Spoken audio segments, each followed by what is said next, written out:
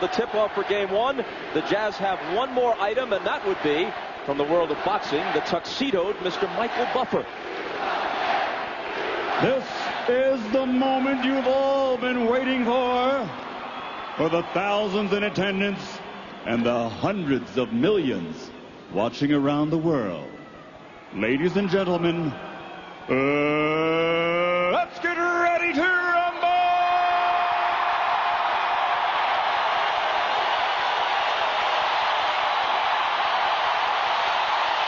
I feel underdressed without a cummerbund.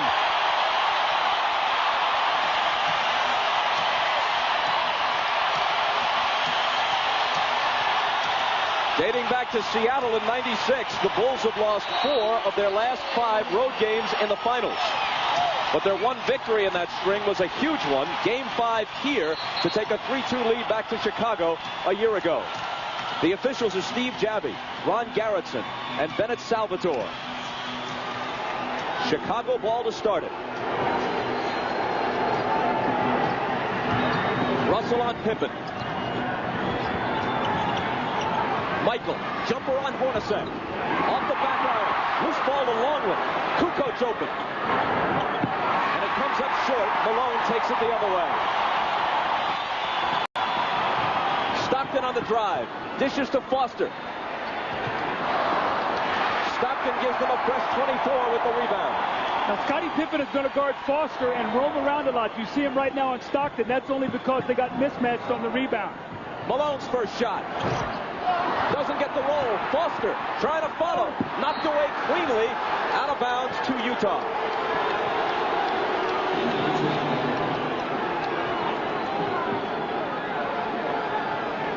Jordan and Malone each missed their first shot. And there's a whistle as there's contact away from the ball between Russell and Kukoc. That'll be a 2-shot foul because the ball was not inbounded. So Brian Russell will step to the line and get 2 free throws. The tempo of this game will be very fast because you have a lot of speed players out on the floor. Chicago is going with the smaller lineup of Tony Kukoc, and Utah is going with the smaller lineup of Foster and Russell. So the speed should favor Chicago. Brian Russell averaged only 9 points a game during the regular season, down from the year before. But in the playoffs, he's really picked it up in all aspects of his play.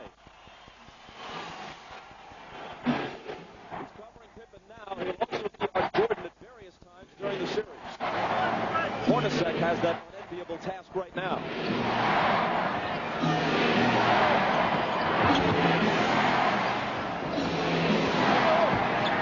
On the shot clock. Kukoc. Out of the corner, it's Harper. Somebody's got to shoot it. Harper will, and it's 2-1 Chicago. We know that's the guy that's going to have to make jump shots. As the Jazz double teams in the post, they'll make Harper prove that he can hit that shot on a consistent basis. Stockton, the NBA's all-time leader in assists and steals. Bounces to Malone, guarded by Longley. He's 0 for 2. Kukoc has it. Bulls looking to run. Harper, the trailer, tries another one. Same result.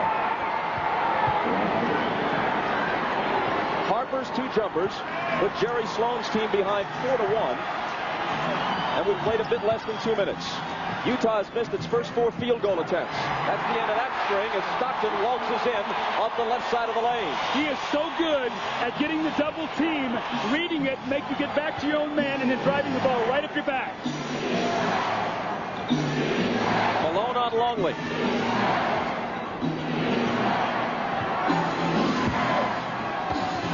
Luke spinning toward the basket. Malone knocked it away, and it went off Longley's leg. It belongs to the Jazz.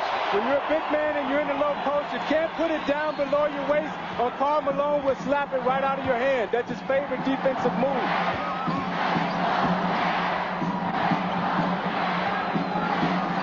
Stockton looking for Malone. Longley pokes it away. Malone chases it to the corner. Now Stockton again. Driving baseline. Hornacek through a crowd. Tough shot. Pops out. Michael has it in the open court, and Russell fouls him. You could almost feel there that Russell was afraid Michael was going to get a breakaway. Did not want him to get excited early in this game, so he took the foul. But Russell's going to have to be very careful. They're going to need him on the floor, Bob. He's got to use his fouls very wisely. Pippen, his first shot.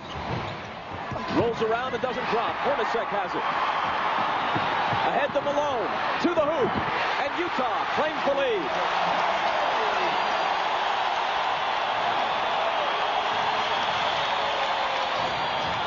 For a man so big and strong, Malone runs the floor so well, even as he approaches age 35. Jordan cans the turnaround over Hornacek. Now that time they didn't come double team Jordan in the low post. He took his time and was able to elevate over Hornacek. Michael's first basket of this year's NBA Finals.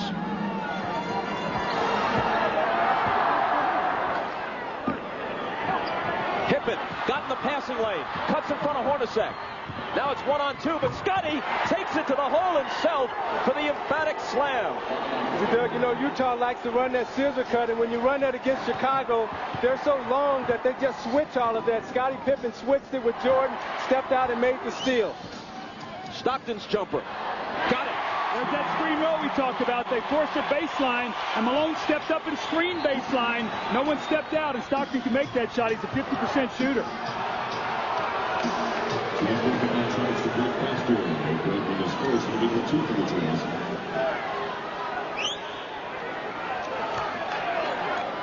Foster picked up a foul. It's his first.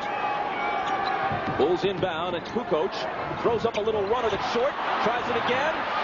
Same result. Out of bounds. Last touch by Foster, and the Bulls will have another crack at it. Those second shot opportunities. Now, Greg Foster's had his hands on about 3 rebounds. He's trying to get them with one hand. You got to go up and snatch those things with 2. Kukoc red hot in Game 7 against Indiana.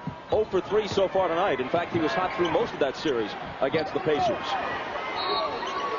An illegal defense now is called against the Jazz. Yeah, they caught Stockton running over, and he's saying that they pump faked the ball. Stockton was coming to double team Jordan.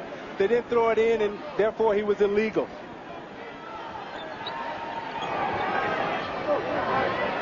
Foster on Kukoc. Into the lane for Pippen. Up top, Harper. Kukoc for 3. Rattles in and out.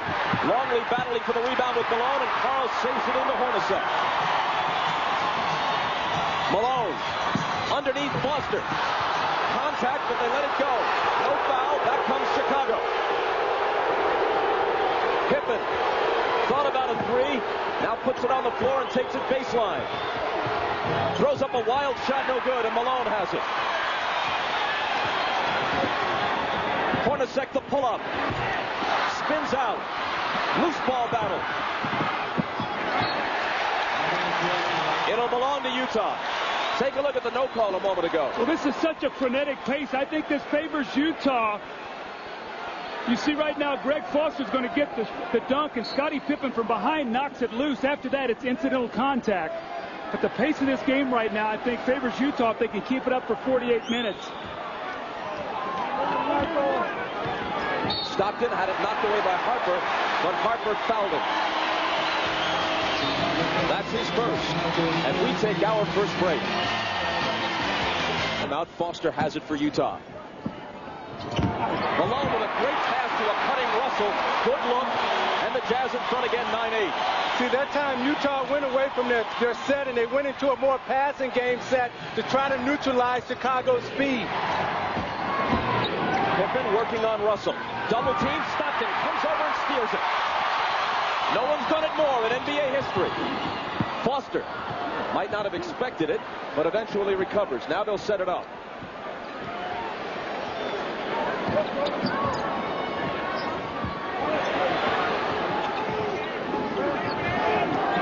Stockton with 5 on the 24. And his pass finds no one out of bounds in front of the Utah bench, where Jerry Sloan, during the last time out, according to Jim Gray, told his team, wait a minute, you just saw the Bulls beat the Pacers by killing them on the offensive glass, and already in this first quarter, we've given them 4 second chance opportunities. We can't let that happen.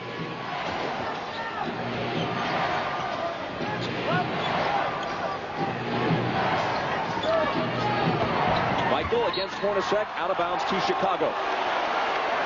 So, Doug, you talked about Tony Kukoc missing his first 4 shots. The thing that impressed me about those 4 shots is that they were wide open shots. And that's what Michael Jordan is creating. And if Chicago takes their time, they're going to get good looks. And it's just a matter of them knocking down the shot. Stockton out, Isley in, one of the best reserve point guards in the league. Pippen can't finish it off a good pass. Here comes Isley. Hornacek looked for Malone, threw it over his head, and Longley takes it. Pippen stutter step into the lane, lays it up and in. A year ago in the finals, Michael averaged more than 30. Pippen 20 against the Jazz. No other Bull averaged more than 8. Bob, the early rust you talked about, though, poor shooting right now by Utah, but more importantly, they're turning the ball over. That's very uncharacteristic of the Jazz. Malone can't get the lead back, but they'll get another chance. And see, that's what the layoff would do to you, Doug. You can't practice emotion and intensity. And what emotion and intensity is, it makes you run a little faster, jump a little higher, and shoot it a little harder. Malone from Isley into the lane, and Utah into the lead, but no, it's taken away on the offensive foul. See, what makes Chicago so difficult defensively is that they can move and shut down the driving lanes. They're so quick. You see, Malone has the penetration, but Pippen is there to take the charge. And when you miss a shot, Doug, Jordan can advance the ball, Pippen can advance it. They all can advance the ball for fast break opportunities. Michael, turn around, sandwiched by 2 defenders, count the basket, plus the foul. Scottie Pippen on the beautiful drive. Remember now, Brian Russell picked up a foul early, so he's got to be very careful. Scottie with a beautiful change of pace. That long swooping stride of his and a finger roll. And then Michael Jordan, I'm a little surprised here that Isley doesn't come down and double team. He reaches in, little touch foul, 3-point play opportunity. He's guarding Harper. You got to go help, make him get the ball up. The foul is on Isley, his first, and Jordan completes the 3-point play. See, when I think of Utah, Doug, I think of a half-court team that executes. I don't think of them as a fast-breaking team, and Chicago has got them into a speed, fast-breaking type of game. Russell lobs for Malone. Longley got a hand on it. Malone recovers. Pippen blocked it, but there's a foul. And Malone will come to the free throw line, where he shot 83% in the Western Conference Finals against the Lakers and 76% for the year. But you'll recall that he shot free throws poorly in last year's final against the Bulls, and that's part of the reason why Utah lost it. NBA.com is at the NBA Finals, providing complete coverage of the Jazz and Bulls. You can log on now and join a live cybercast with NBA and WNBA stars. That's the NBA.com arena. That's what the page looks like tonight.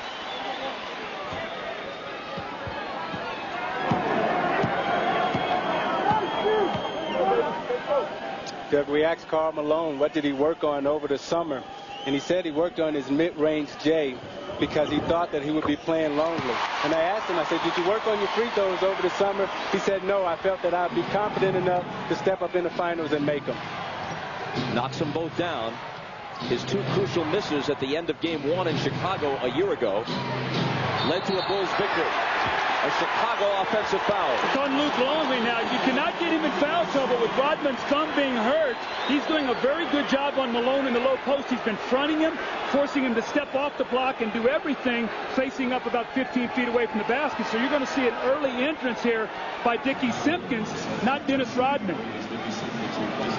Watch Longley move on this screen now. Russell's going under. He just lowers his shoulder, and that's a foul. Longley out. Simpkins in. Rodman just now returned to the bench. Foster out of the corner. The one-time Bull hoists it and misses it. Malone taps it back out to Russell. Foster has got to make himself available to the ball. Scottie Pippen is not even worried about him on the floor. So he's got to find the open area and make the shot.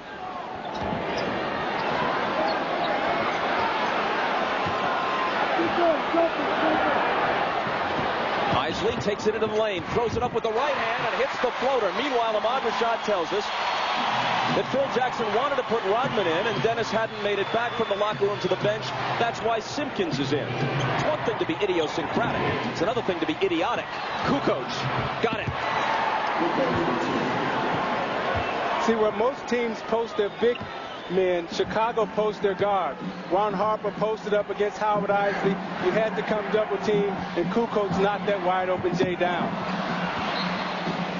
Out of bounds to the Jazz. Phil Jackson was quoted yesterday as saying, you know, there's a bit too much drama with Rodman not on the bench, and it looks like he's not part of the team, and I've got to put a stop to that. Well, they didn't put a stop to it in the first quarter here. Although Dennis is sporting a striking new hairstyle for the finals. Russell's jumper from the head of the key is way off. And it was touched last by Utah. You know, Bob, as I look at the score right now, 15-13, this does not surprise me. In fact, if I'm Jerry Sloan, I'm probably a little pleased that I'm not further behind the way they're shooting the basketball right now. Chris Morris is guarding Kukoc as Morris, the veteran, makes his first appearance. Pippen with Russell on him. Michael backing in on Hornacek, gets rid of it to Harper. Now Kukoc inside to Pippen, but a whistle and a 3-second violation against Chicago. Now, did Tony pass that shot up because he's not shooting well? Remember, he's the kind of guy, when he gets off early, he's very confident. When he misses some shots, he has a tendency to fade away. Hornacek, Pippen bumps him, bounces it to Morris. Michael guarding him, turnaround on MJ short.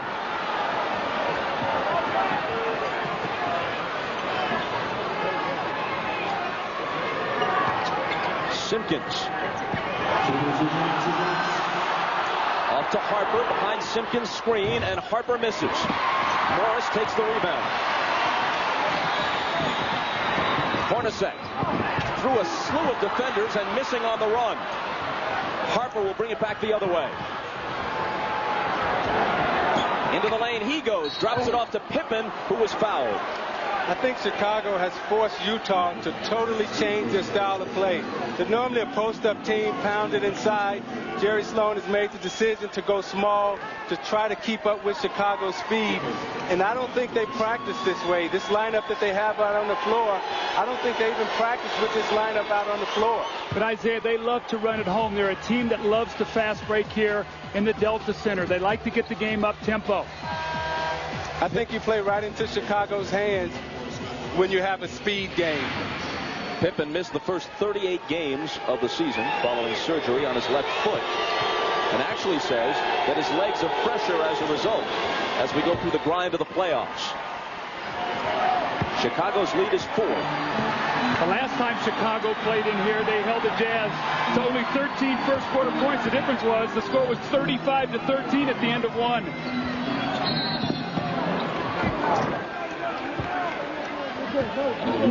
And now each team has been hit with one illegal defense warning. This one goes against Chicago. Utah's got to find a way here, Bob, to get the ball to Malone on the block against Dickie Simpkins. If they do double team, space out, you got 4 good shooters on the floor. Let's find out what they'll do here. Scott Burrell has come off the bench. We still haven't seen Rodman, at least not on the floor. Malone muscles it up on Simpkins, but Dickey held his spot pretty well and pulls in the rebound. Here's Burrell.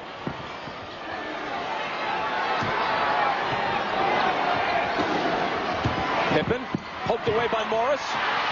Scotty picks it up. Working on Hornacek. Up and over the backboard, Utah ball. Karl Malone has him right where he wants him, gets a little excited, loses his footing, and throws a weak shot up at the basket. Dickie Simpkins cannot guard him down. He's got to take his time, power that ball through him. Malone is 1 of 5, and Utah as a team is 5 of 18.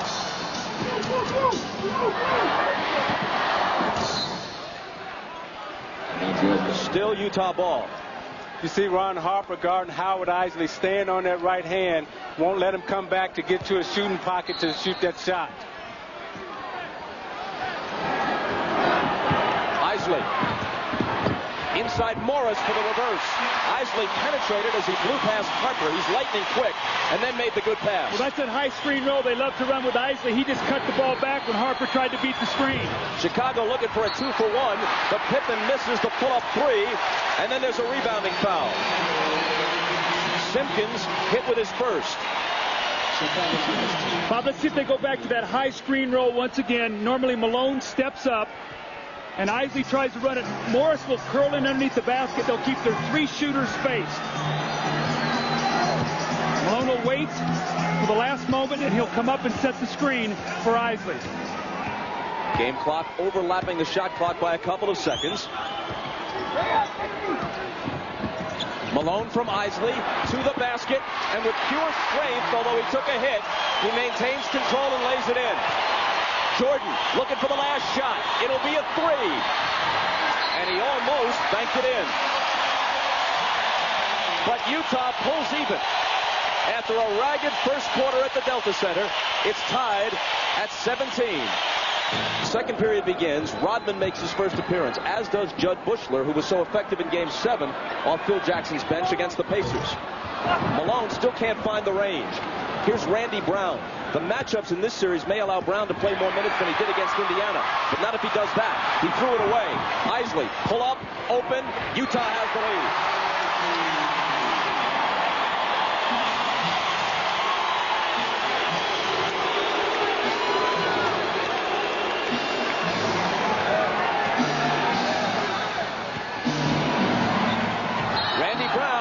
Traveled. You know, Bob, you talk about rest versus rust. And when you look at the Chicago Bulls in Utah since the end of the regular season, look at the day's rest that Chicago has and that Utah has. They're identical. And the reason is because Chicago finished their series early in the playoffs, but not most recently. Most recently, it's Utah with the rest. Now, they love to post Shandon Anderson the moment he comes into the game. He tries a fadeaway on Bushler, but there's a whistle before the shot. That's number 1 on Judd. See, Karl Malone has been taken out of the game. Looks like he's changing shoes. So I don't know if he's a problem with his shoes or if he's just resting his feet. But the equipment man has brought out some new shoes for him. Malone and Stockton both on the bench. Shandon Anderson tries it again on Bushler. And hold on, says Steve Javie. Another foul on number 30, Bushler. This lineup is an interesting group for Chicago. It looks like that Phil Jackson is just trying to buy some minutes because the only guy that can score out there right now is Scottie Pippen. Phil Jackson, who seemed to shorten his bench for most of the Pacers series, has already used 10 players in the first quarter plus here. Morris into Antoine Carr. Another try for the veteran. Blocked away by Simpkins. Now it's Anderson. They go 0 for 3 on this trip. They're just so excited right now. They're rushing everything.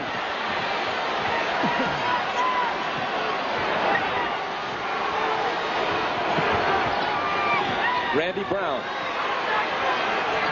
Out to Pippen. In the lane for Simpkins. Knocked away and stolen. It's a 4-on-1 break. Isley to Anderson.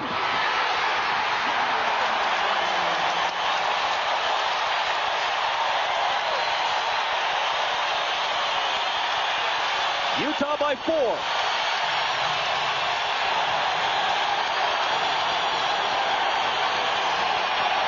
Rodman's pass to a cutting Bushler was a good feed, but they couldn't finish it. Russell on the run. And suddenly it's a wide open game with the Jazz up by half a dozen.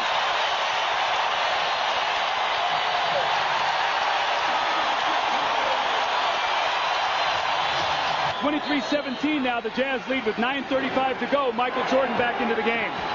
Steve Kerr in for the first time. Here's Kerr with the ball. And now Rodman, a turnaround jumper that predictably misses.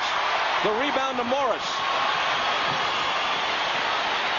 Utah on a 10-0 run, 6 of it at the start of this quarter.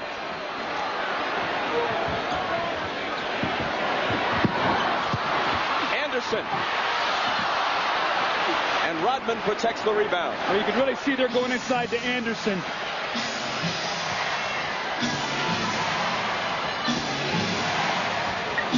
Kukoc hits the hook.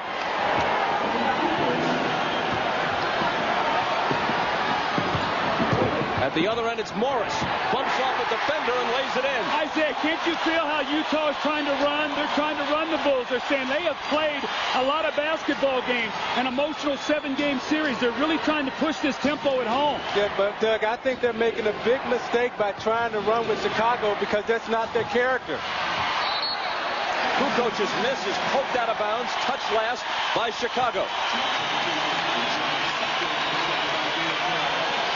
The pass to Chris Morris. Michael Jordan tries to take the charge. No call. And Chris Morris, once again off the bench, has been a big factor. Stockton back in, as you see, guarded by Kerr.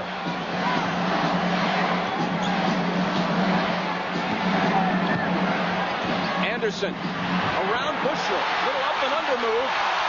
And the Jazz in front by 8.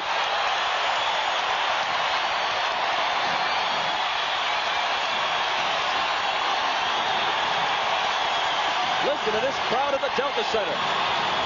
Jordan quiets it just a bit. Stockton into the lane on Kerr. Off balance and got it.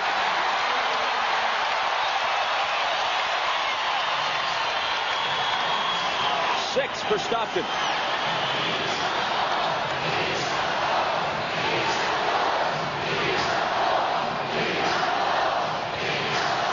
The chant is beat the Bulls, beat the Bulls. But first, you have to stop Michael Jordan. I say that's what you talked about at the top of the game. They've got Isley and Stockton in the game together. Isley trying to play Michael, just way too big in the post. Doug, Chicago is getting any type of shot they want. They've missed at least 5 layups in this first half and wide open jump shots. 9 points now for Jordan, who's guarding Isley. Isley spins around him and cans the jumper. Hard to believe this kid was caught once by Utah and also by Minnesota and San Antonio. Michael, Anderson went for the steal, leaving Michael alone, but this time he missed. Stockton hurrying back and might have been fouled by Jordan. That's number 1 on Michael. They love to post Shandon Anderson. He takes his time. He's got great position against Jud Bushler. Backs him down. The up and under. And the little hoop. And John Stockton, after a nice rest, pushes the ball up the floor. The little floater against Steve Kerr. And now Howard Isley, the guy who's made this second team go all season long, buries the jumper against Michael Jordan.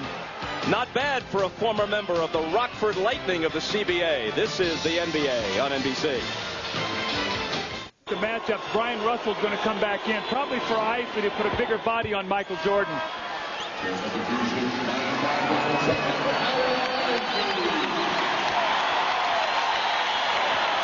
Isley did a heck of a job, though, while he was in there. And at this point, with John Stockton at age 36, playing less than 30 minutes a game, Isley's performance has been so important for Jerry Sloan.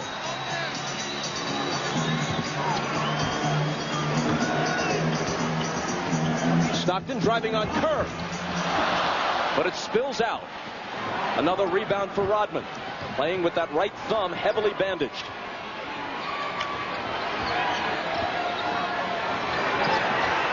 Dennis. Fans taunting him. Kerr pops a baseline jumper and hits it. Quick release before Stockton could get there. Well, he can't roam as much with Kerr in the game. He likes to wheel back and double team the basketball. He's got to stay more at home against Kerr. Now it's a 4-point difference. Carr left alone. Can't make the Bulls pay for it. Loose ball to Rodman. Pippen with Jordan on his left. His pass knocked away by Stockton, who flips it to Russell, who pushes it up the floor. And it's finished by Shandon Anderson. Stockton just made a smart defensive play. He ran right to Kukoc. He was going to double team Jordan, but he saw Kukoc standing there, and he ran right back to him and intercepted the pass.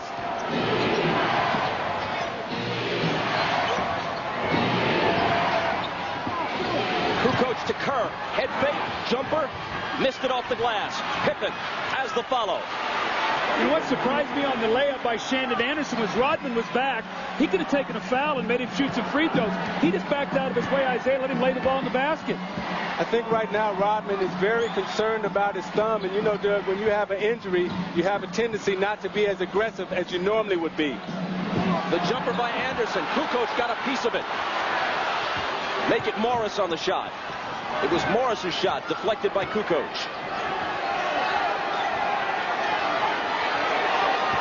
Russell trying to contend with Michael. And as Anderson came over to help, he collides with Michael and picks up the foul. Now you watch Jordan in the post. He'll take his time. He'll bag Russell down.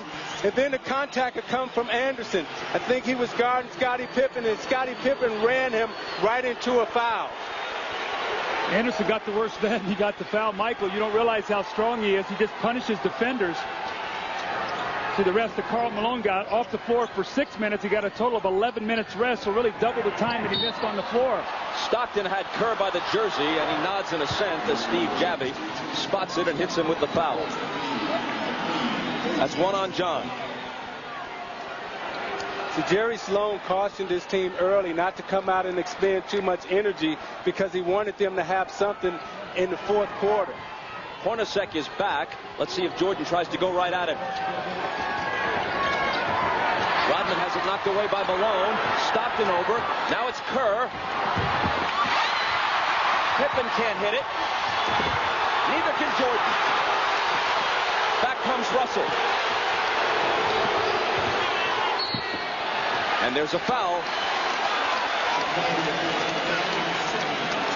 John Stockton is such a tough guy. You watch the dunk attempt missed. Now watch Stockton step in here. He knows he's going to get smoked by Michael Jordan.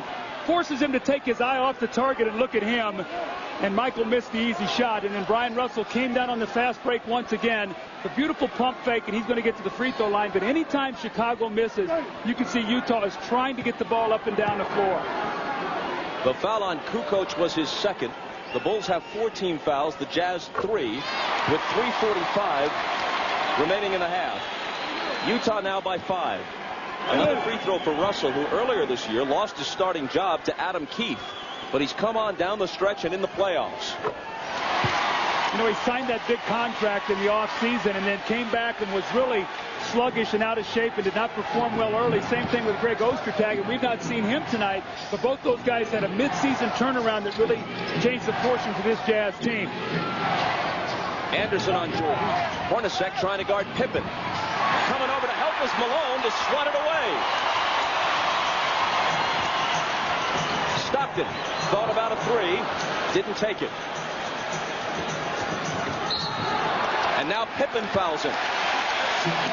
That was a frustration foul on the part of Scottie Pippen. He felt Hornacek fouled him right there in the low post.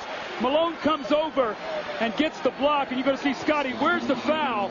So when he comes down the other end, a little too aggressive on Stockton. Stockton very smart, knows they're shooting free throws. They'll step up to the line, use Scottie Pippen's aggression against him on that possession.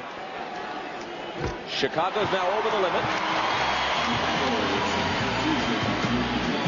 John Stockton's a much more effective player at home. Usually plays more minutes. Isaac gets a few more minutes on the road. You see his points up, his assists up. He looks very fresh right now in tonight's game. With the rest, I think, has really helped him. Rodman goes out, and Longley, after a long stretch on the bench, comes back in for Chicago. 1 of 2 for Stockton, who then tried to go after the rebound but couldn't quite take it away from Pippen. Scottie Pippen, by the way, is 3 of 9 in this first half after shooting 6 of 18 from the floor in Game 7 against the Pacers. But, of course, he contributes in so many other ways. Bob, I've never seen Chicago miss so many wide open and easy layups. But how about that one? As Jordan whirls through the defense, seems like almost every member of the Jazz had a look at him before he laid it in.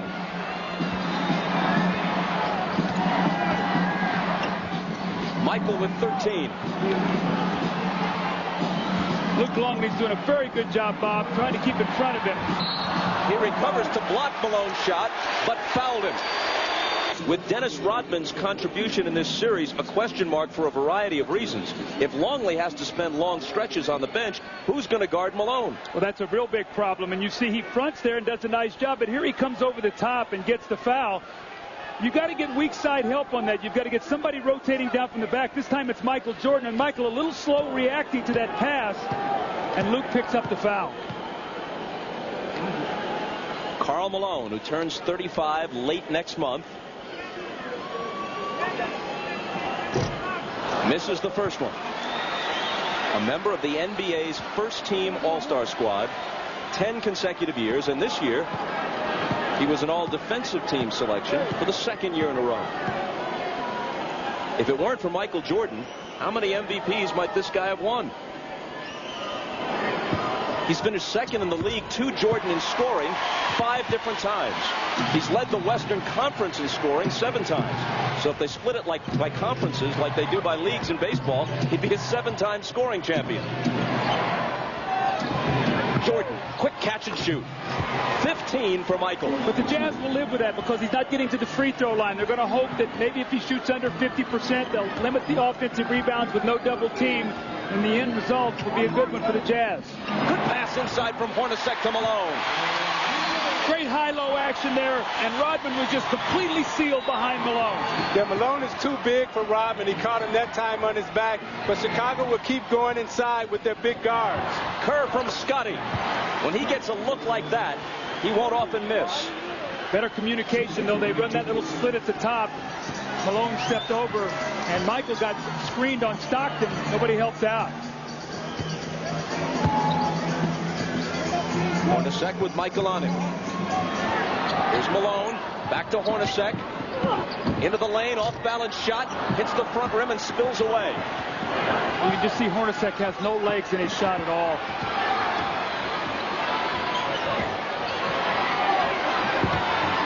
Michael, single coverage. And that's what happens. Same spot, same dance, same music. 17 points in the half, 12 of them in this quarter. Utah asked for time.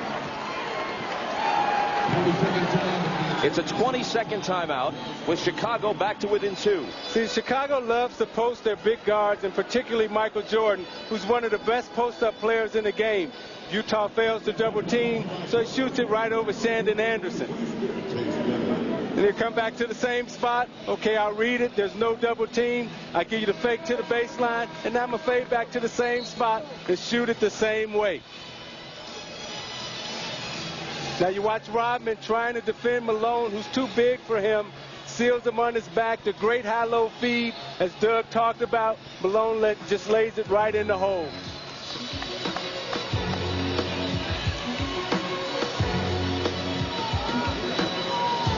Last year's MVP, Malone. This year's MVP, for the 5th time in his career, Michael Jordan. And a look at their numbers. Stockton has a good look and puts the jumper down. See, they come out of that timeout, they run screen roll. They know that Rodman is not going to help off of Malone. So he set that sideline screen once again, and Stockton is an excellent shooter. Kerr to Michael. As they go to the man with the hot hand. Again, single coverage by Anderson. Hornacek comes over. Michael with the up and under. Count it, and he'll come to the line with a chance to reach 20 points in the first half. Now that's how smart Michael Jordan is. He'll get it on the low post, wait. He knows they're going to come with the double team. Okay, this time I'm going to fake it to the baseline and I'm going to step through and split it. I'm not going to give you the same offensive look every time. I'm going to give you something different. But Isaiah, you teach when you come down to a double team, that defender has to come and touch the other defender, so you can't step through there. You can't give him any kind of pathway to get to the basket. You must make him spin away and shoot the shot. Kevin McHale was the master of that. I understand you teach that, Doug, but when you're coming down to double Michael Jordan, do you know how much fear is in your heart? A 3-point play, 20 points, and get this, this is the 30th finals game in which Michael Jordan has played. He has never been held under 20 points, and he's got 20 in the first half tonight. Stockton on the move. And banks it home. What a tough shot by Stockton. They tried to run the same play. This time Kerr forced him back into the middle. The little running wrong footer by Stockton off the glass. He's got 11. Last 30 seconds of the half. Jazz by 3. Jordan finally missed one, and Russell collects the carom. He likes to go 2 for 1, shoot a quick 3. Not enough time for that now. Stockton's having a beautiful first half. He's controlled this first half masterfully, as only Stockton can. So they'll hold it for the last one. Stockton fires. And big first half. Just a step inside the line. 13 points for Stockton. Kukoc beats the buzzer and misses the 3. Jazz led by as many as 8. They conclude the half up by 5. Getting involved. You get Rodman involved in the play. You're going to see him come back now. It goes to the middle. The little runner off 1 foot off the glass. And the next time down the floor, they're going to look like they're going to feed the post. Scotty gives them some space. And Stockton steps up and buries the shot to give them the 5-point lead going into halftime.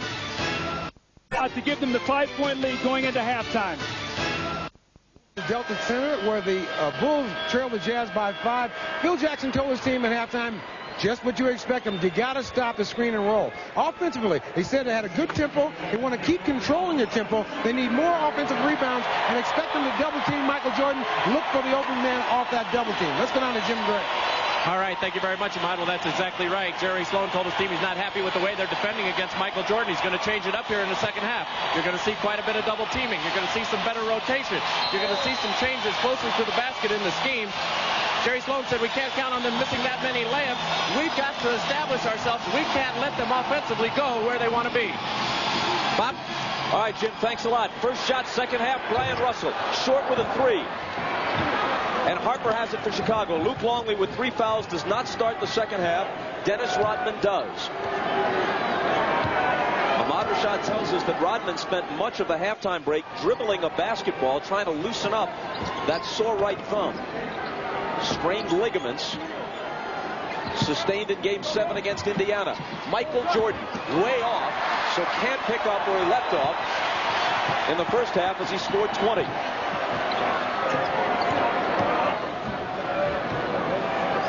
Malone over Rodman. In and out. And Harper takes it. Pippen to the hoop. Or hold. That's a combination of hoop and hold to the hool. Don't use that, Zeke.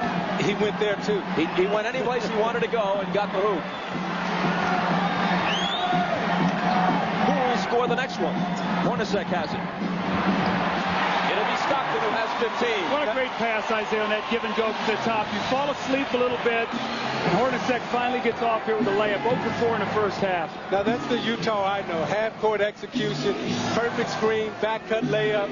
That's the way they need to play in order to win this game. Harper into the lane. Tried to find Rodman, poked away to Pippen, and his 3 is no good. Rodman with board position. Michael hits the open 3 and matches the number on his uniform with 23 points. The minute you start double teaming, though, what you do is you open up that offensive board, and that's the one thing Jerry Sloan has to be concerned about. They've got a defensive rebound like they did in that first half. Utah by only 2. Hornacek with Kukoc on it. Into Malone, and Rodman fouled him trying to poke it away. That's only number 1 on Dennis. See, the dilemma is how do you defend Jordan? And when you go to trap him, that leaves Rodman on the offensive glass. Kick back to Jordan for the 3.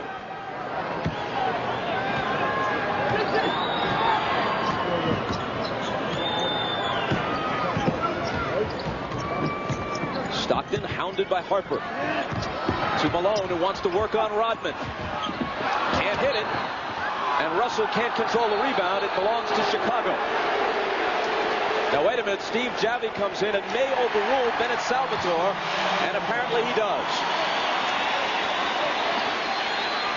Karl Malone using his superior strength, and Dennis Rodman does a good job forcing him to take a tough shot. Stockton takes the inbound, but Harper cuts him off.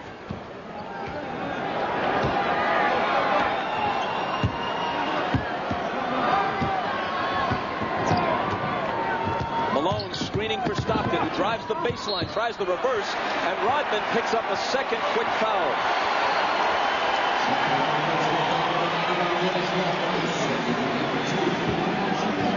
Now you watch Rodman, who's playing with a very tender thumb, and you see Malone comes over and whacks him on that thumb, and gets to the other end, and you see him still shaking it, and it's hurting. And anytime you wear any type of Band-Aid or any type of tape on your finger, that's a sign and that's a signal for the other team to just take a whack at that hand. So anytime Malone or Foster or Russell get a chance, they're going to whack that thumb.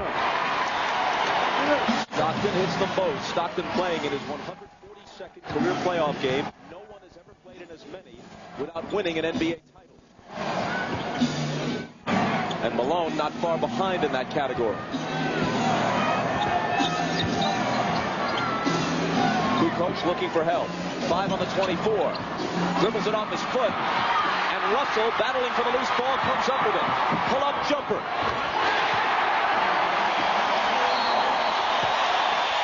Utah by 6. Timeout, Chicago. Stockton to the front court. Harper again on him. Luke Longley is now back into the game with Dennis Rodman, so now he's matched up against Karl Malone once again. Remember, he got 3 quick fouls in the first half trying to guard Karl Malone. Here's Foster. Deals to Russell. Drives on Pippen. And hits a tough hoop.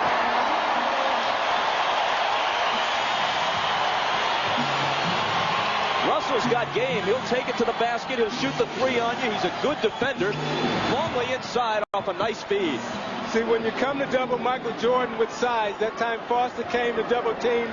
Luke Longley followed him right to the basket and got the easy layup. Well, Jerry Sloan's not happy because Karl Malone's supposed to pick up that cutter and did not do it. Longley's first basket. Malone over Longley. Rodman has the rebound. Trying to play through some pain. There's no question that thumb is bothering him. Chicago has baited Karl Malone into a jump shooting game. He must get back into the post. Jordan, turnaround on Hornacek. Rebound Longley, and there's the follow. So Longley with a contribution here, midway through the third. Isaiah, I agree with you. They've got to establish Karl Malone down in that paint. That's where he's lived all season long, and he's been a jump shooter the entire night. Stockton to Foster, who hits the jumper. See, the way they started the game the first half running, I don't know if Karl Malone lost his rhythm, and they played him out of the game. Now he's got to try to get back involved. Longley drops it off to the driving Pippen, who had to change the shot, but was good enough to do it.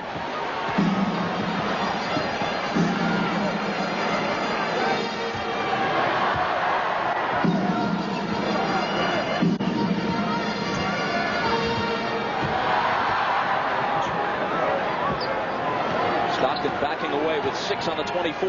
Now bouncing it from Malone. It's off his foot.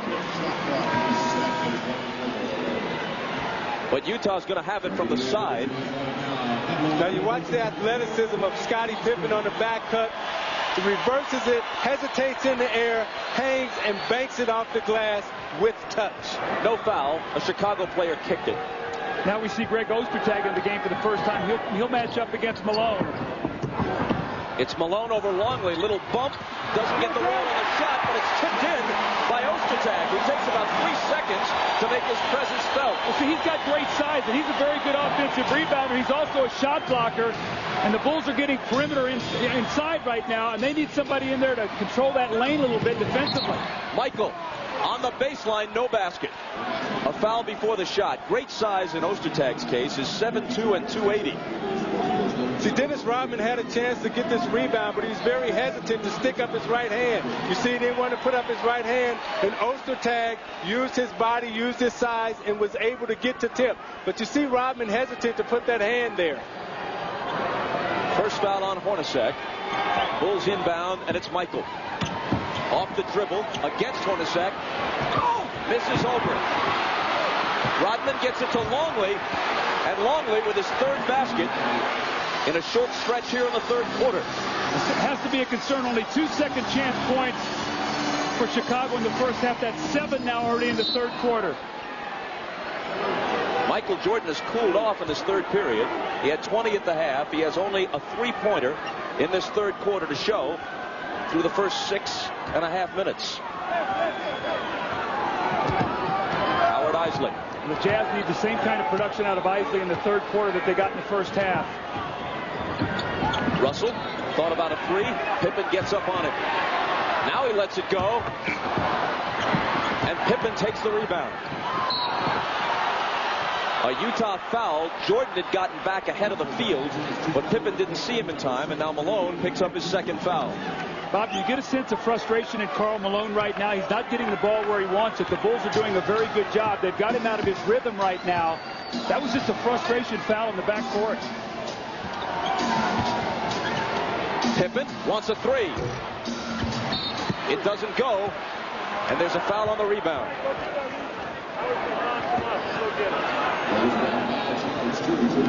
Howard Eisley picks up his second. Now you watch Scottie Pippen take a little poke right in the eye from Karl Malone, and I've been hit by Karl Malone a couple of times, and that little poke hurts. You took more than a little poke one time. 42 stitches worth, right? Bob, you are correct, sir.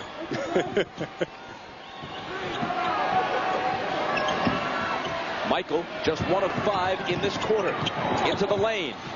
Finds Harper open for 3. Pippen knocks the rebound away from Ostertag, but Hornacek has it. Eisley, all alone, tried to get it inside to Malone, and it was knocked away as he passes up the open jumper. Jerry Sloan was very unhappy. He thought it was a 3-second violation. The Bulls got away with an extra pass, and Harper missed the 3. Russell. Malone, meanwhile, 0 for 4 in this quarter and 3 for 12 in the game. They try to get it to him, and Chicago steals it.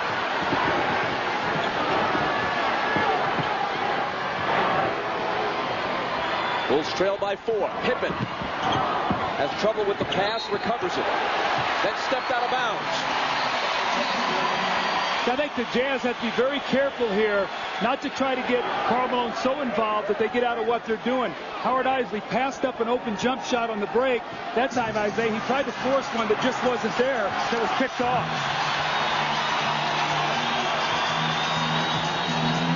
Eisley drives by Harper, shoots on the run, and banks it in. That's a great shot by Howard Eisley. It's a floater right before the defender gets there, so it keeps the defender off balance, and he really doesn't know when to jump.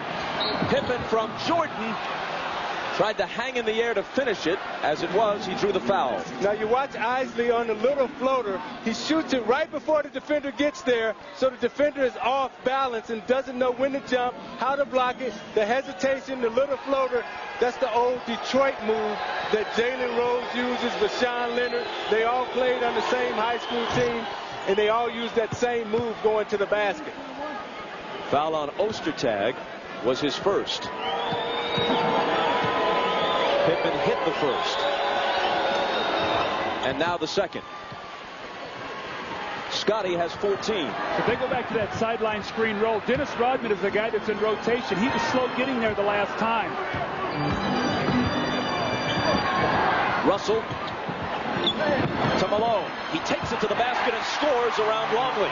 Trying to get himself untracked offensively here. That was great ball movement, and Karl Malone did the right thing. Drive it to the front of the rim and score.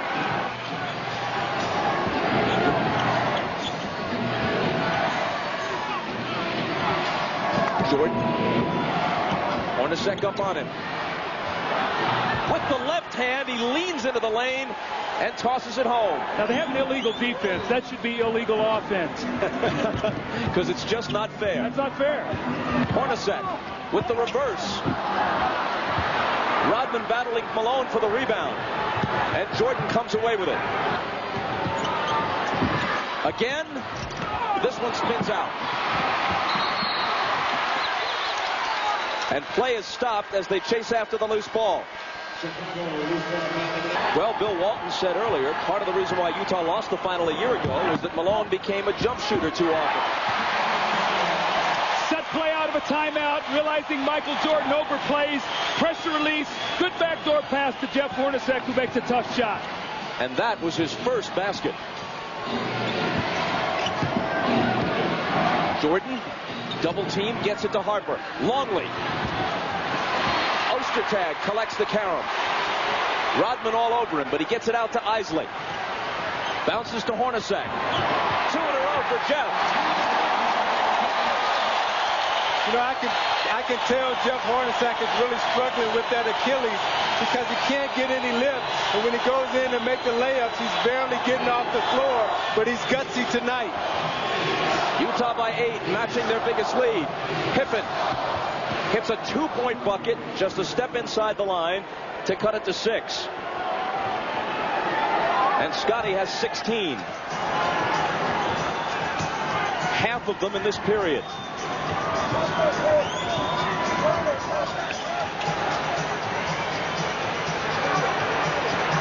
Russell behind an Ostertag screen into the lane, lost the dribble, and Longley claims the loose ball.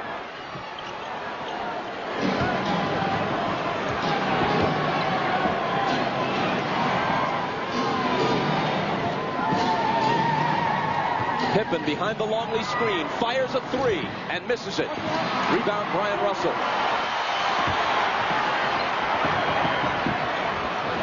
Isley in the lane to Malone. Blocked by Longley. And out of bounds to Utah. Well, what a great effort that time by Luke Longley. Karl Malone ran right underneath the basket and had Rodman sealed. Looked like he had a point-blank layup. Look where he has the ball. Scottie Pippen forces him to pump fake, and Longley comes over and blocks his shot.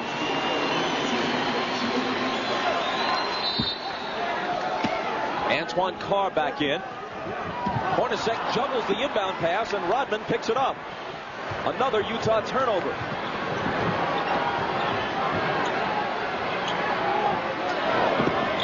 Longley against Ostertag. Pippen, head fake on Russell. Longley has it back, but a whistle before the shot and a 3-second violation. Jerry Sloan was pleading for it from the Utah bench and finally got it. Yeah, they caught Dennis Rodman in the 3 seconds, waiting for an offensive rebound. A lot of times Dennis will just run in there and stand. But Doug, I get the feeling that Chicago is just trying to hang around until the last 5 minutes of the game, and hopefully Michael Jordan can take them home. Well, they trail by 8. That was Russell connects. Bob set play to get a 2-for-1 possession.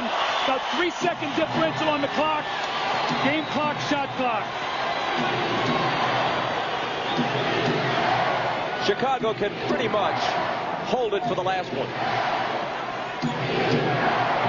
Just a slight overlap. Pippen finds Kukoc alone for 3. Can't ask for a better look. Hornacek now has 3 seconds to half court where he flings it and almost connected.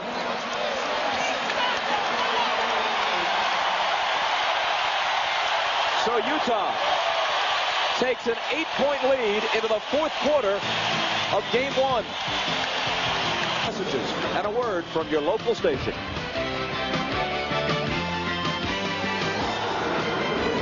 Big risk here that Phil Jackson's taking. He's resting both Scottie Pippen and Michael Jordan at the same time. Has a lineup out there that's going to have a difficult time scoring, and they're down 8. Through 3 quarters, both Pippen and Jordan had played 33 of 36 minutes. So they need a breather, and Kukoc gives them the offense that had been missing from him through most of the game. He's now just 3 of 10 from the floor with 6 points. And right now it's the bench against the bench. You got Stockton and Malone out of the game, Pippen and Jordan out of the game. So we'll see who will win the battle of the benches right here. Russell behind the screen from Carr takes a leaner, and the bank is open for him. That's one of those when you're playing against him, you make him call that one. Otherwise, he can't get an H on you.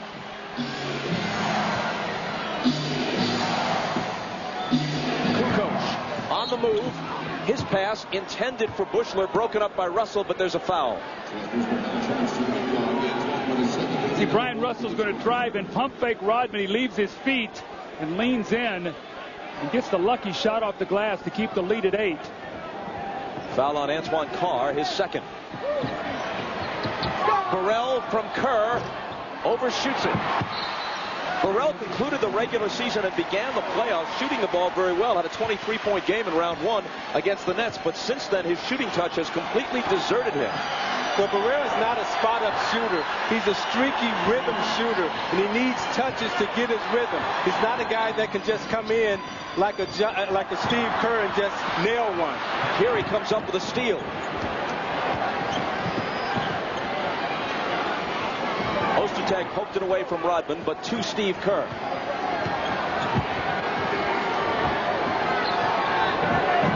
Rodman turns, takes the jumper, and misses it. Rebound Russell. And a chance to take the lead to double digits for the first time tonight.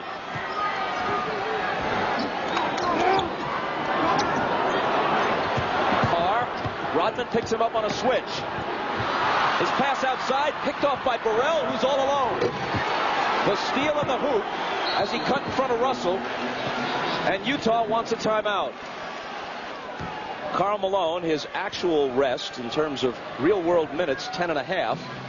2:23 of game time. A 53% shooter for the season. 4 of 16 tonight in game 1. They may get by without their usual contribution from Karl Malone. Here's Burrell on the run, and he banks it in.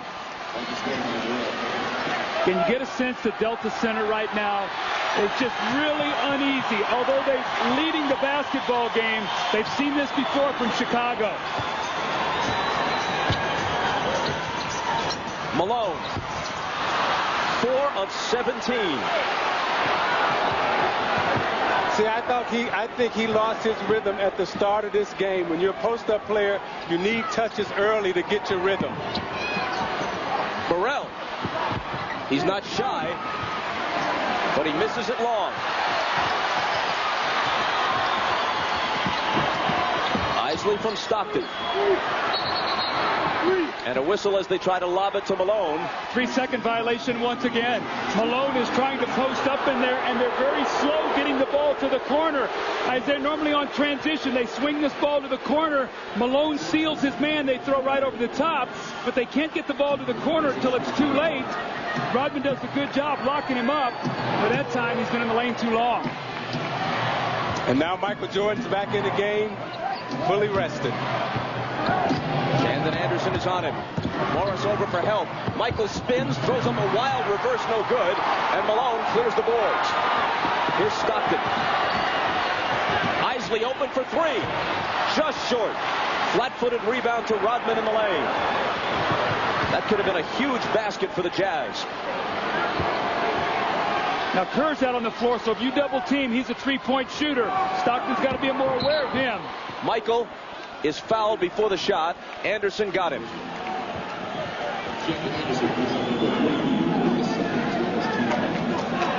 That's 3 on Shandon Anderson. See, Michael got actually over 13 minutes actual rest, only missed a little over 4 minutes of the game. Stockton up on Kerr. Kukoc from Rodman. Missed it badly. Stockton has the rebound. Ahead to Anderson, and he lost it. 6 minutes and 59 seconds to play in the 4th, and it's still a 4-point game. Spurs up Luke Longley, misses the jump shot. Gonna post up Dennis Rodman, fade away, missed the jump shot. And again, stepping out and missing about the 17-foot jump shot. And you're going to see the Bulls have done an excellent job. All of his jump shots on the perimeter, only 1 of 9 in the second half. He averaged 30 points a game in the conference finals against the Lakers, averaged 27 a game for the season. If Utah wins this game, he can probably shake it off. It wouldn't have cost his team anything, and he can attribute it to rust or just a bad night. But if they lose this game, and he thinks back to what happened in some of the crucial moments last year in the finals, it might get to him. Longley's shot was halfway down but wouldn't fall, and Malone takes the rebound. Interesting, Isley still on the floor with Stockton. Russell for 3. Way short. Chases down his own rebound and can't hit. Now this is danger time for Utah, because at the end of the game, in the closing moment, Chicago has 3 players that can get their own shot off the dribble, and Utah only has 1 in Malone. Kukoc swings it to Longley. Outside Kerr. Splits the defense, but trying to get rid of it. The Kukoc has it picked off by Russell. Ahead to Stockton, now Malone.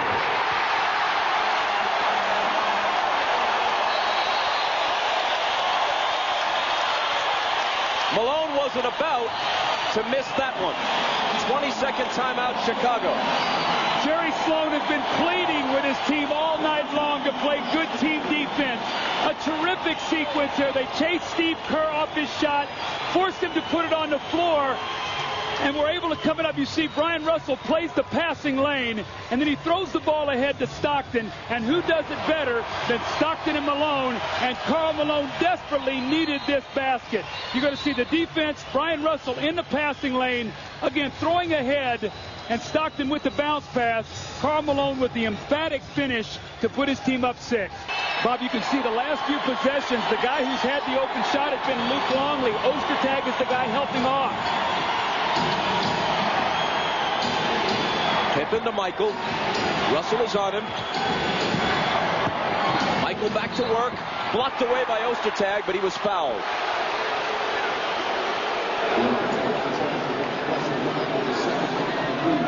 Foul on Russell is second. So you watch the patience of Jordan. He's looking at Ostertag out the corner of his eye, and he spins baseline. Russell reaches in when the ball is down low. You see Michael Jordan start to go to the basket right now at the end of the game to get to the foul line because he knows this is where he's going to win it or lose it. That's only the 9th free throw attempted by the Bulls all evening. Michael and Scotty, the only two guys who have shot them all night long.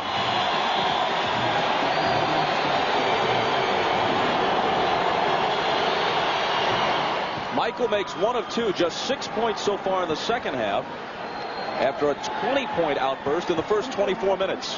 And during that free throw, Pippen talked to Steve Kerr, and I read his lips, and he told him that, Steve, if you're open, knock it down.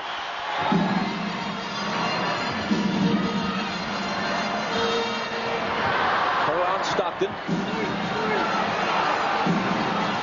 5-point Utah lead. Malone backing in on Pippen. Fade away. No. You know, he's getting some good shots in there. He just got some tough rolls. He took his time that time, had Pippen, and just couldn't make the shot. Michael into the lane. Missed it long. Rebound Russell. Malone's only basket of late was a dunk. He remains ice cold with his jumper. And Brian Russell's going back and getting some huge rebounds. Malone low blocks again, and Rodman fouled him as he received the pass. Isaiah, you know this. You're a star player. You got to keep taking the shots. He took his time this time. This is a good look at the basket. You got to think that Karl Malone, an MVP candidate this year and last year the MVP, will eventually make those shots. Eventually they will go down for you. You just have to have enough nerve and enough heart to keep shooting the basketball. He'll take it to the basket and slam it.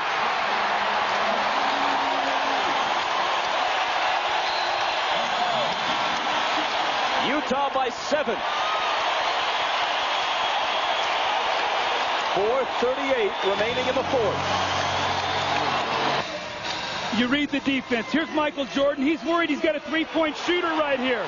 So they step up and they run screen roll. Malone steps back, and Michael's slow in his rotation.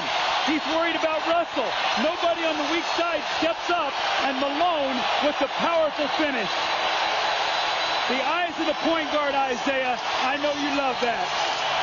I do love that because he's getting his big fella involved. He understands that Karl Malone is struggling, and he's gave him 2 dunks. Down by 7, here come the Bulls. Quick pass to Longley inside from Kerr, and Longley is fouled. Conventional wisdom coming into this series was that if Chicago was to get a split, which is pretty much what they seek in the first 2 games in Utah, their most likely victory would come in game 1. Of course, in sports, conventional wisdom changes moment to moment. It's possible that Utah will win game 1 with their best player, Karl Malone, having a decidedly off night. He does have 11 rebounds with 15 points, but he shot just 6 of 20. Hey, Luke.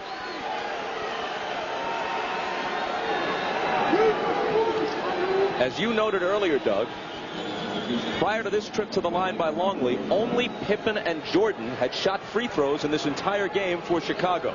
Kukoc out, Rodman back in. And Longley is a 90% free throw shooter, so it's vital that your big guy, if you're going to take a hard foul underneath the basket, can step up and make free throws.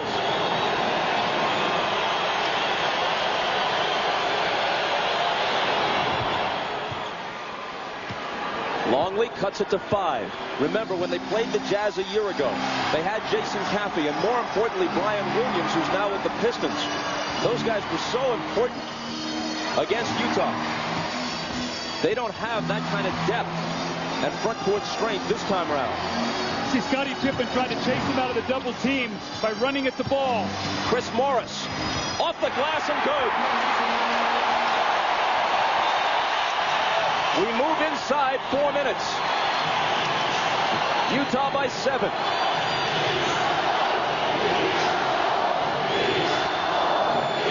Michael, good look, and he puts it down. 28 for MJ. Now watch Scottie Pippen. When they try to get into their screen roll, he's running at John Stockton and trying to scramble the play. Stockton behind Malone's screen. Kerr chasing after him. 5 on the shot clock. It's Morris. Can't hit his second in a row. And Longley clears the boards. Jordan from 20. Good again. Now, when Jordan shot that shot, he turned around and made a little sound and just said, woo. I think he's in a rhythm right now because the shot that went right through the net. It gives him 30. Longley up on Malone. He'll try the jumper again, and he'll miss it again. Pippen has it. They can tie with a 3.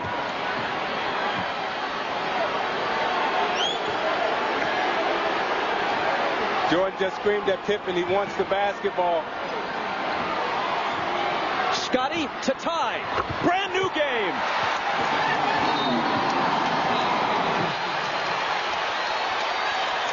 See, this is the moment Chicago was waiting for. They just wanted to hang around and stay close. They got people at the end of the game who can get their own shot off the dribble. You see Jordan here off the screen and roll, jumps up, takes the shot. Look at his face as he turns around. He say, I'm feeling good right now. He's coming back down the court. Next time, said, okay, Scottie, your turn. Batman and Robin, let's step up. What you gonna do for me? Right here, the three-point shot to tie it up. And Scottie say, I'm with you, Michael.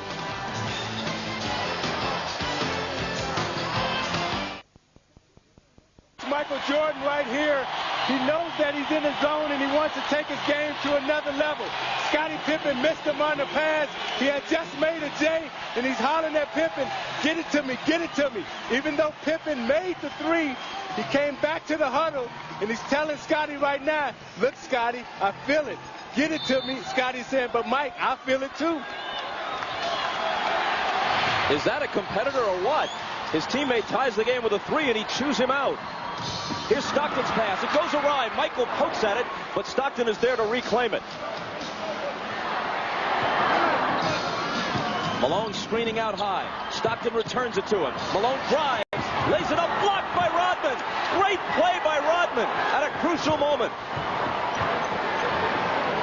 Pippen, another 3.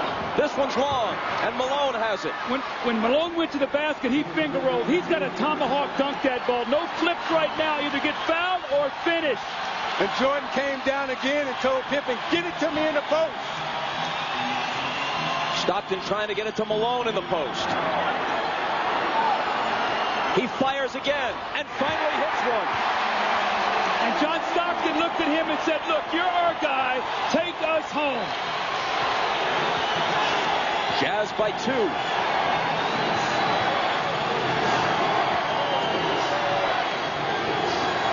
Rodman out to Pippen and Michael against Russell, looking to tie it. Can't. Rebound Malone.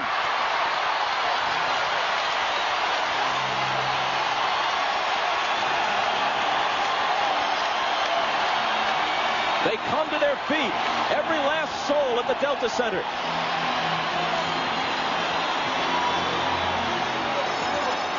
Stockton Shot clock winding down. Malone has to. 2 in a row. And what a time to come alive.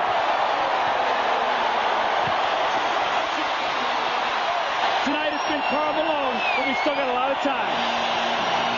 Chicago inbounds and Pippen takes it right to the basket and is fouled, and it very nearly could have been a three-point play. Jerry Sloan can't believe it. Livid on the Utah bench. All right, now what you have to look for, when does Scotty take off and does Malone move after he takes off? I thought he was moving on this play. As Scotty gets in the air, you see him move and slide right up under him. Steve Javie and Bennett Salvador both looked at each other, and they both had the same call. It's definitely the right call. The replay confirms it. And Pippen swishes the free throw. See, there's still a ton of time right now, and interestingly enough, Jerry Sloan is coming back with Hornacek, who sat for a long time, so he's coming in for Brian Russell. The reason is because he's a very good open shooter if they're going to scramble the floor, and he's also a great free throw shooter. The foul on Malone was his third. Utah is over the limit. The Bulls have a foul to give here in the last 2 minutes. And Chicago is right where they want to be. A chance to steal it at the end. Malone, Longley on him.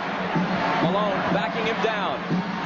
Out to Russell. It's a three. And it won't go down. Jordan has it. Michael on the move. Can't tie it. Pippen on the offensive glass. Asks for a timeout as he's surrounded on the baseline.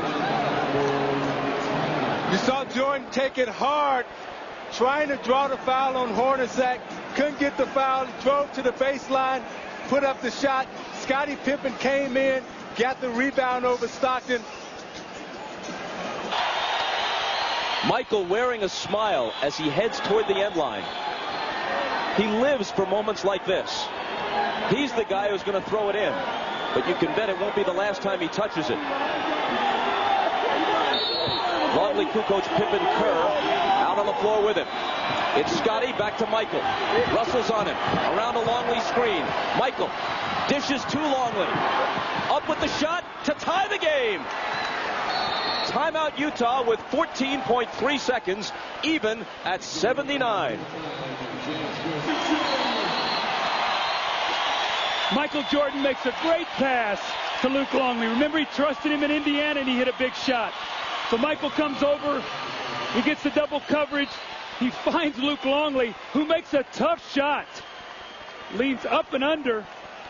Kisses it off the glass. And as he goes back down the floor, he looks over at Michael and he goes, Michael, nice pass. And Michael goes, no, better finish. Saddled with fouls early. Longley comes on in the second half. 10 points, 5 rebounds. He shot 4 of 6. Now remember, Chicago has a foul to give. Into Stockton. And you see Michael guarding Stockton. Inside 10 seconds. And there's the foul. It won't cost Chicago. It's on Jordan. 6.9 seconds.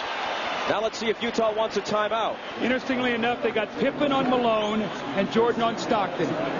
Those are the two best defenders with the most speed. And if there is a pick and roll, don't be surprised if they switch it.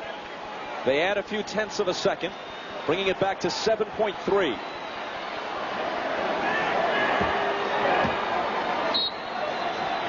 Russell with Rodman hounding him. Has trouble getting it in. Delay a game, Chicago. They had one of those to give also. Bob, I'm watching guys trying to cut. We got guys holding on to each other. I mean, guys can't even move out there. Almost daring the referees to call something in a situation where usually they're very reticent to do that. With the game on the line, the officials don't like to decide it. At this point in time of the game, no matter who's grabbing you or holding you, you've got to get open to receive the ball and make a play. Utah takes Carr out. He was in for defense. They bring Isley in. Russell.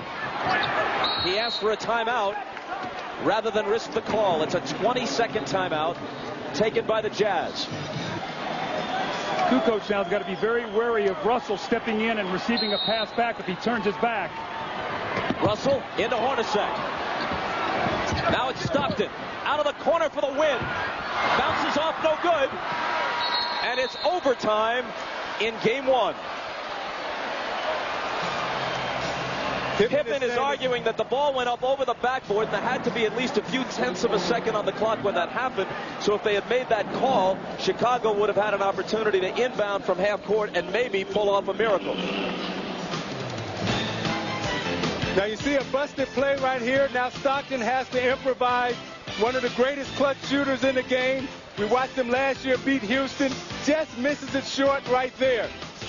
Ball goes over the top, and he knows he just missed it. Look at him. He's leaning. Oh, I feel you, John. I feel you.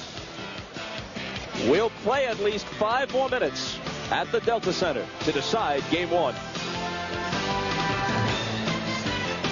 The Bulls do an excellent job here of chasing the Jazz out of what they want to do, and Hornacek's going to wrap around and he's going to catch the ball. And I really believe if he were healthy here, he would take his time. He's got a size advantage over Steve Kerr. He really gave the ball up quickly and forced John Stockton to take a tough shot.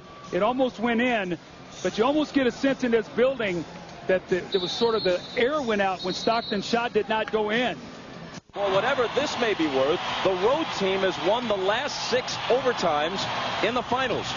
Last time a home team won an overtime game in the final round was the Celtics in Game 2 at Boston Garden against the Lakers in 1984. That was the Gerald Henderson steal game. Now in overtime, this is where conditioning becomes a big factor. Utah had the layoff, but were they able to stay in shape? Were they able to condition their bodies to go the length and to go the distance? Utah led by 7 with about 3.5 minutes to play. But the Bulls came back and forced overtime. Pippen. Rebound Russell. Here comes Hornacek.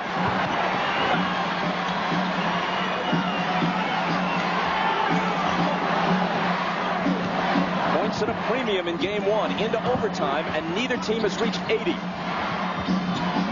5 seconds to shoot. Hornacek got to force it, and he misses it.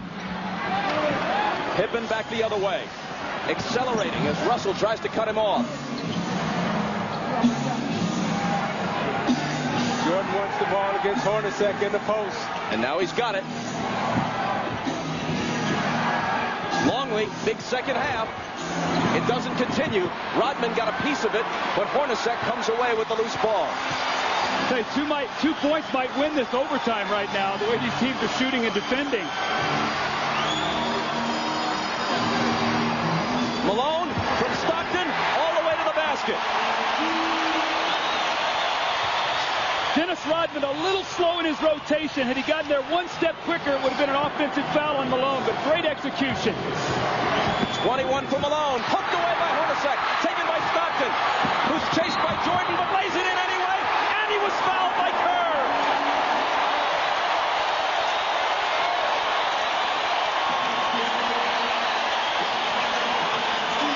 The screen roll once again. You're going to see the give and go. Rodman doesn't get there soon enough. And the gutty Jeff Hornacek, he's not right physically, but look at him reach in and knock it away from Pippen and then run the lane. And Stockton looking around with the great finish and a chance to put his team up by 5. Which he does. And Stockton now has 20.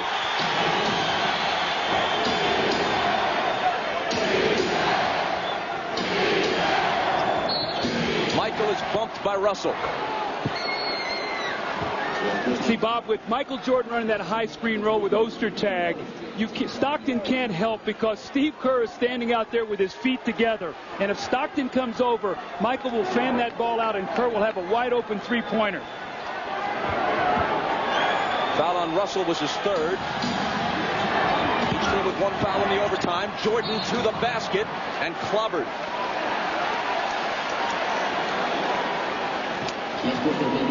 Ostertag's 3rd, Michael to the line.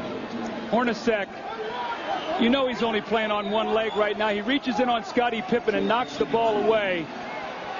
And the Jazz needed this desperately, a chance to get a little bit of a cushion. The concentration in the finish by Stockton.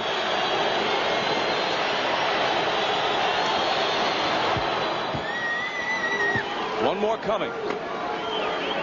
And a chance to bring the Bulls back to within 3 with 3:05 remaining in overtime. Michael averaging 32 points a game in this year's playoffs. And stuck on 31 with that miss tonight.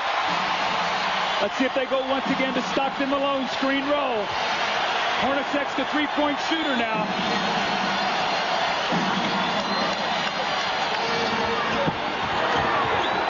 Stockton very patient. Now fires the jumper. Longley to the floor along with Russell. And Longley asks for a timeout.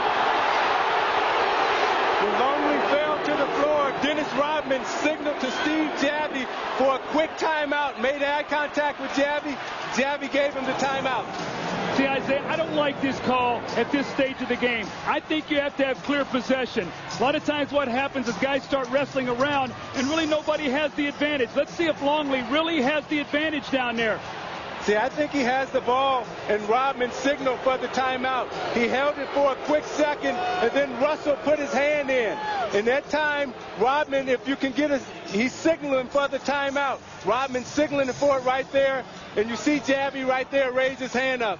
And you know when you're playing the Chicago Bulls with 2:45 left in the game, you got to keep scoring because you know Chicago's going to score with Jordan and Pippen.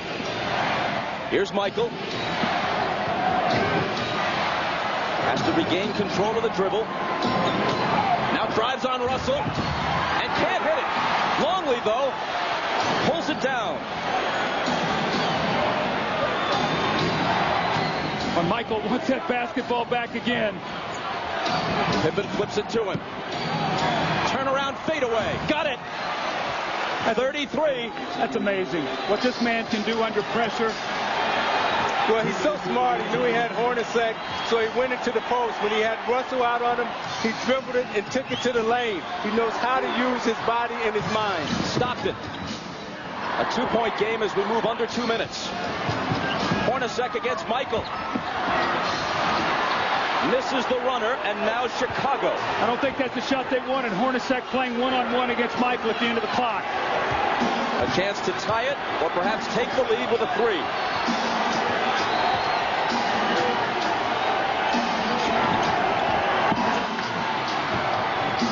On the shot clock. It's going to be Michael. 2 seconds to shoot. He's not going to get it off. 24-second violation.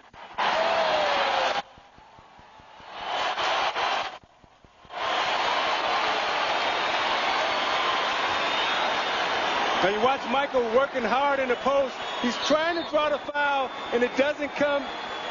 Shot clock runs out. He said, oh, I just lost track of time right there.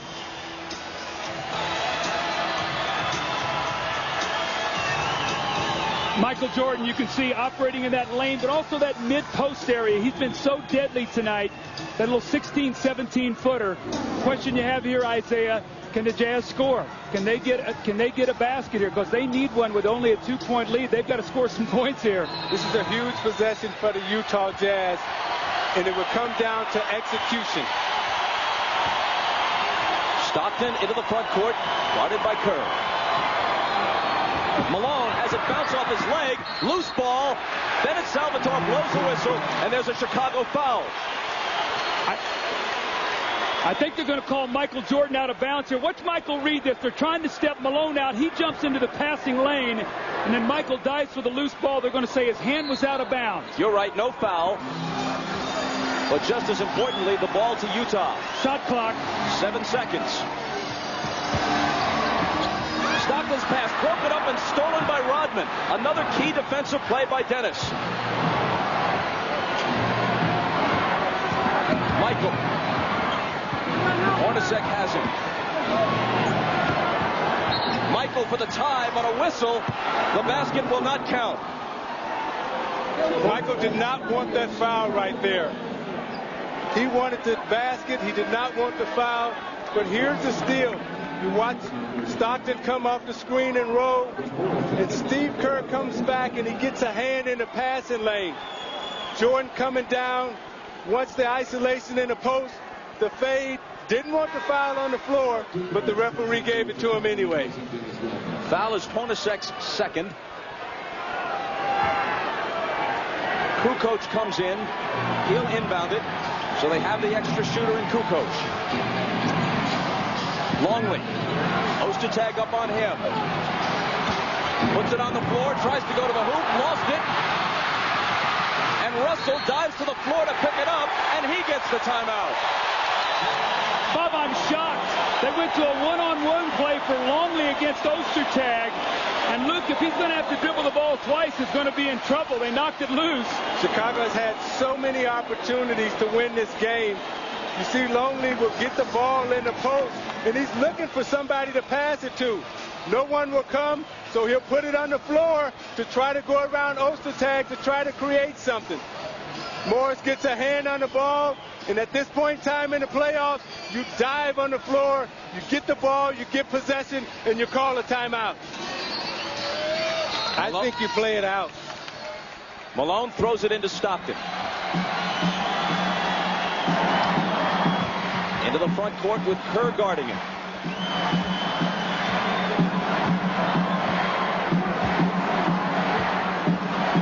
Chicago doesn't have to foul because of the overlap. It's Stockton on the run, and it's Utah by 4.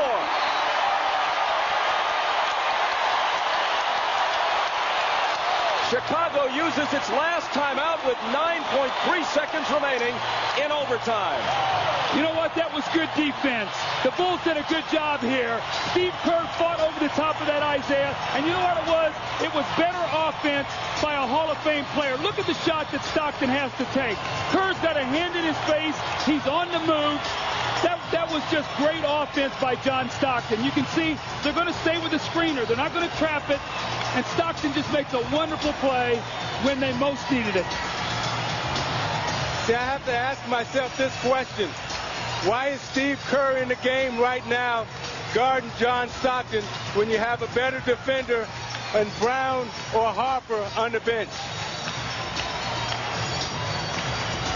At this stage of his career, at age 36, in his 14th NBA season, Stockton does not put up the kind of numbers night in, night out that he did during that great decade-long stretch where he led the league in assists, and it was a league that included Magic Johnson for a large portion of that time, led it in assists 9 straight times, and was also averaging like 16 points a game. But when his team has needed it, especially tonight, with his running mate Karl Malone having a subpar night, what has he done? 22 points, 8 assists. Kukoc looking to get it in. Jordan back to Kukoc. They need a 3. And Kukoc delivers it with 5.4 seconds, bringing them to within 1 and allowing them to foul. They immediately grab Russell. Jordan does it. Shakes his hand to indicate it was unintentional, rather strategic. See, Karl Malone made a mistake there on that out-of-bounds play. He was guarding Tony Kukoc. The most dangerous man on that kind of play is the guy throwing the ball in bounds. Karl Malone lost vision where he was at, and Kukoc just stepped right in. Now, they had a foul to give. It was, of course, intentional. I meant to say that the contact, the roughness of it was unintentional. Now you got Burrell coming in now for Steve Kerr, who has more speed, so they can possibly try to get a quick foul or either go for the steal. I'm surprised Hornacek is not in the game right now because he's one of their best free throw shooters. 4.8. Malone into Stockton. And he dribbles a bit of time off the clock before they can catch him and foul him with 3 seconds left. And not the guy that you want to send to the line if you're Chicago. You keep putting the pressure on, though. You extend the game. When you make that 3, now what you do is you got to make Stockton make 2. If he makes 1, a 2 ties, or a 3 beats you. If he makes them both, the 3 can send the game into overtime. So still a lot of game left to be played here, Bob. They put half a second back on the clock. But remember, Chicago has used its last timeout. See, they can't move the basketball. That means they got to throw something long. That's why if they can get both of these, it's very difficult to catch and kick out for a 3.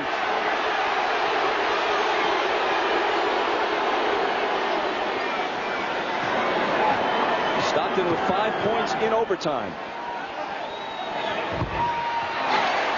It rattles around and drops. Now what they'll do is they'll put Michael Jordan at the other end of the floor, and they'll throw a home run play to him. He'll come to the sideline, catch it, and in one motion try to catch and shoot the 3. Brian Russell's got to keep it out of his hands here.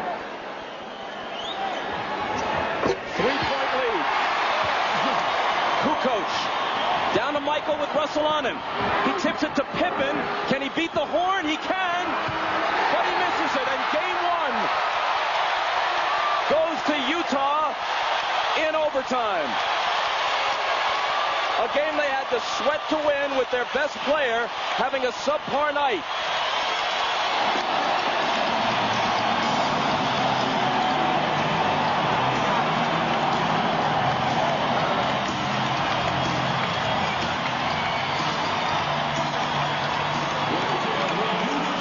The home run play to Michael Jordan, and Brian Russell does a great job staying with him, and he actually knocks the ball loose. And those loose, broken plays are what sometimes beat you. You see Longley tip it back to Pippen, and they chased him off his shots, made him take a tough one, never got into any kind of rhythm.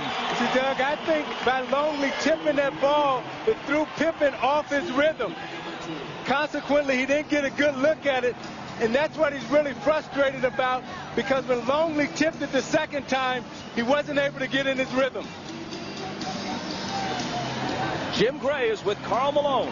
All right, thank you very much, Bob. Karl, you struggled tonight, 9 for 25, but you hit the two big ones there in regulation. You had a lot of guts going down there. How did you have the fortitude to take those shots? Well, I didn't have a good rhythm the whole night.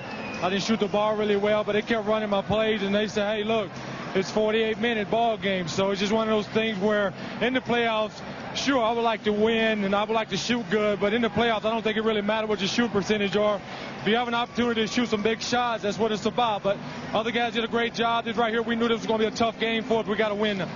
When you guys came back over to the bench after regulation, everybody was kind of down. Jerry Sloan said, hey, guys, pick it up. We got 5 minutes left to play. Were you guys down, and how devastating would it have been to lose, leading by 7 with 3.5 minutes to go? Well, we was down a little bit, but the thing about it, they're a great team. You got to give them a lot of credit for that.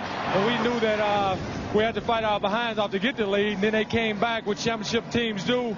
But then in that overtime, we kind of got some baskets right off, and it was a great team effort. Like I said, I didn't have the game I wanted, but we won the ball game, and it's really neat. Will the rust be off Friday night for you? Excuse me? Will the rust be off Friday night? I hope it will. I hope it will. Congratulations, Karl. I'll send it over to Ahmad Rashad. All right, thanks, Jim. Somehow, John, you had the feeling that these games were going to be just like this one was tonight. Absolutely. They're a championship team, and we feel like we bring a tough game, too. So, I don't know. We had a couple nice leads there, and they just kept coming back. They're a true champion, and we're going to have to play a lot better than we played tonight if we expect to try to win this thing. And a strategy like this, the visiting team always tries to come in and try to steal one, but you guys just would not let that happen. Well, we were fortunate. I thought we had some chance. I had a chance in regulation to make the shot, didn't do it. I didn't think we played terrifically in the overtime, but we just managed to eke it out. Karl had a tough night tonight, but everybody else stepped up, especially you. Well, they're going to try to stop Karl, just like we try to stop Michael. That's your first job. If you can do that, you have a good chance of beating any team. So other guys need to step up. Fortunately, a few shots fell tonight. All right, congratulations, and the battle has begun. Yes, it has. All right, thanks. Let's go back to Bob Costas. All right, Ahmad, the Bulls have now lost 4 straight road games in the playoffs, every one of them very close, and they trail this series 1-0. For Isaiah Thomas, Doug Collins, Jim Gray, and Ahmad Rashad, I'm Bob Costas. Pretty good opening act for the 1998 NBA Finals, and this has been the NBA on NBC.